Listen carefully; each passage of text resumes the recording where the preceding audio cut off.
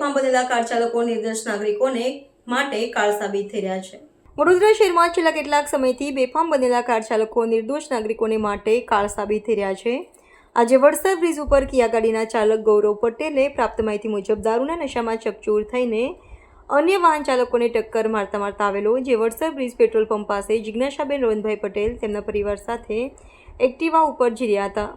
તેમને ધડાકા સાથે ટક્કર મારતા તેઓ નીચે પડી ગયા હતા અને લોકટોળા એકઠા થઈ ગયા હતા અને ગાડી ચાલક ગૌરવ પટેલને પકડી રાખેલ। આ બનાવની જાણ માંજલપુર પોલીસ સ્ટેશનને થતાં પોલીસ કાફલો ઘટના સ્થળે દોડી આવ્યો હતો અને કાર ચાલક વિરુદ્ધ જિજ્ઞાસાબેનની ફરિયાદ નોંધી વધુ તપાસ હાથ ધરવામાં આવી છે।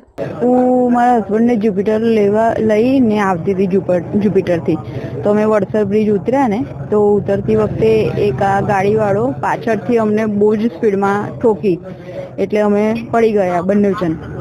અને જેવા પડ્યા પછી અમને તો થોડીક 5-10 મિનિટ સૂઝબૂઝ ના રહી કે શું થયું, એકદમ જ ગભરાઈ ગયા। અને પછી થોડીક વાર પછી મારી આંખ ખુલીને તો મેં જોયું ને તો બધી બહુ પબ્લિક આગળની સાઈડ વડસર પેટ્રોલ પંપ છે ને ત્યાં બધી ભેગી થઈ હતી, એટલે એ જ ગાડીવાળાએ બીજા આગળ ગાડીવાળા જોડે અથાડી દીધી હતી અને બીજી એક ગાડી જોડે સેટ ટક્કર કરી હતી એવી। અને પછી અમે ત્યાં પહોંચ્યા ધીરે ધીરે, થોડીક વાર પછી અમે 5-10 મિનિટ પછી પહોંચ્યા, ત્યાંથી અમને બધાએ ઊભા રાખ્યા। અને પછી જ્યારે અમે ત્યાં પહોંચ્યા ને તો એ માણસને જોયો ને તો એને એટલું બધું ડ્રિંક કરેલું હતું, એને ખુદને હોશપોશ નહોતો, બધાએ ગાડીમાંથી એને બહાર કાઢ્યો પણ એને હસ્યા કરતો હતો, એને કોઈ સૂઝબૂઝ જ નહીં કે મેં શું કર્યું છે એવું। તો બધાએ કીધું કે તે એક્સિડન્ટ કર્યો છે, આટલું બધું કેમ બધાને અથાડે છે, પણ કોઈ જ એને રોલ નહીં, ખાલી હસ્યા જ કરે બસ આ જ। પછી મારા જેઠ ત્યાંથી જતા હતા એટલે એમને ઊભી રાખી ગાડીને, જોયું કે કોણનો એક્સિડન્ટ થયો છે, તો અમને જોયા તો પછી એમને કોલ કર્યો 100 નંબર પર, પછી આવી રીતે પોલીસને બોલાવી ને એવું બધું થયું। અને પછી અત્યારે અમે માંજલપુર પોલીસ સ્ટેશનમાં 8 વાગે આવ્યા અને અત્યારે ફરિયાદ બધી નોંધાઈ છે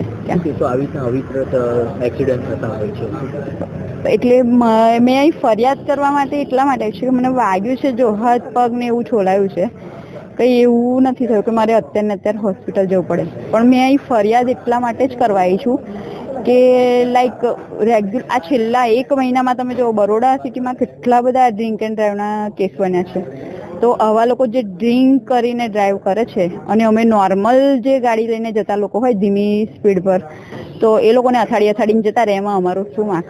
એવી રીતે ડ્રિંક એ લોકો કરે અને મરે અમારા જેવા, એવું છે। મારું જિજ્ઞાસા પટેલ।